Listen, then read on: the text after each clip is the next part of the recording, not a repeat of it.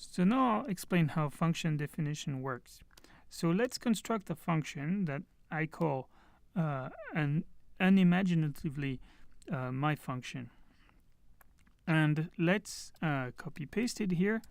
And I have here defined a function called my function that takes two positional arguments, arg1 and arg2, and two keyword arguments, arg3 and arg4, which have default values 10 and none. Okay, and this function, what does it do? Well, it will print some arguments, well, the arguments, arg1, arg2, arg3, and arg4, and will print the sum.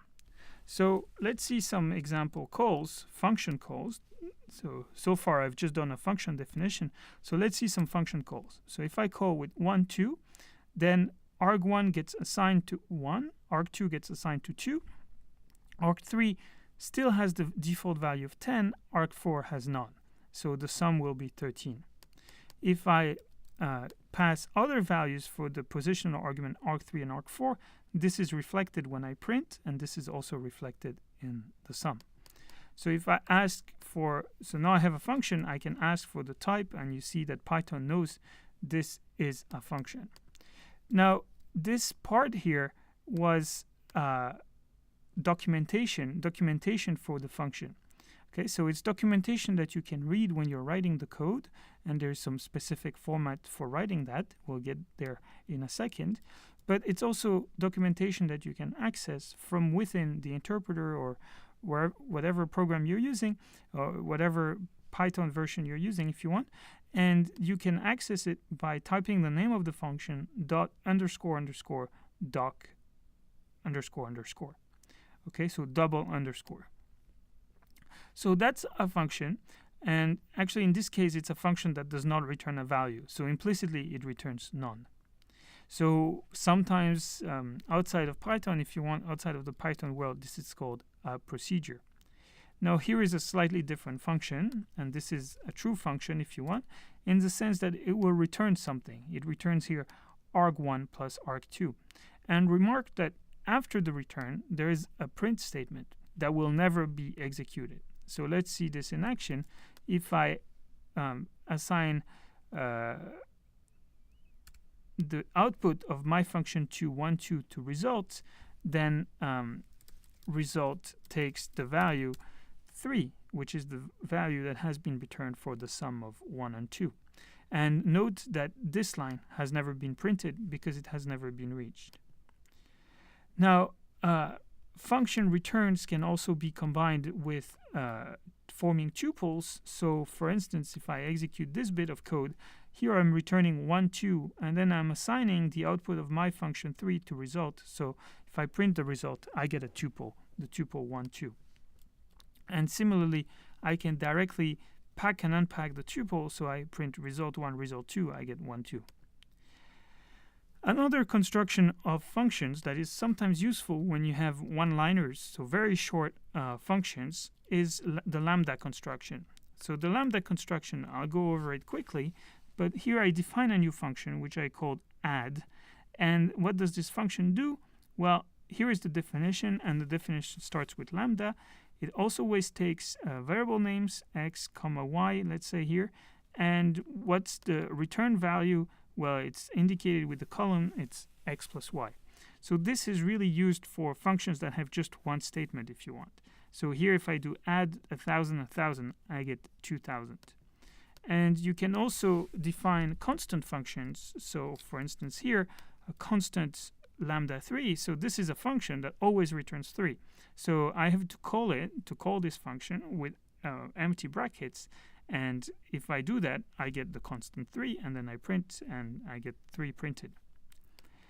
Now, we have seen before the variable name underscore, and it's used in Python. Well, you can also use it for the lambda construction. So if you do lambda underscore colon 2 times underscore, it really means, hey, this variable name only appears here. So I won't even bother give it a name. I'll just give it this underscore name. So double is now the function that doubles whatever happens, whatever input it gets. Now, so I could call double and then some string, and I would get dum-dum. All right, so there are some warnings, as usual, associated to the new things we've seen. So here is a warning. Let's see, on the left, we have a function that takes one positional argument and one keyword argument. So the positional is named A, the keyword is named L, and L is assigned the value by default of the empty list. And what f does is that it appends the value of A to L, and then it returns L. So if I do print of f1, I start with the empty list, add 1 at the end, and return the empty list where I've added 1, so the list with just 1, I print that. And then if I execute f of 2, what do I get? Well, I think for me at least it would be more intuitive if when I start using f of 2, the default is again L is an empty list, so I append 2 to the empty list, and I return the list that just contains 2, and same for the list that contains just 3. But that's not what happens. Let's see what happens.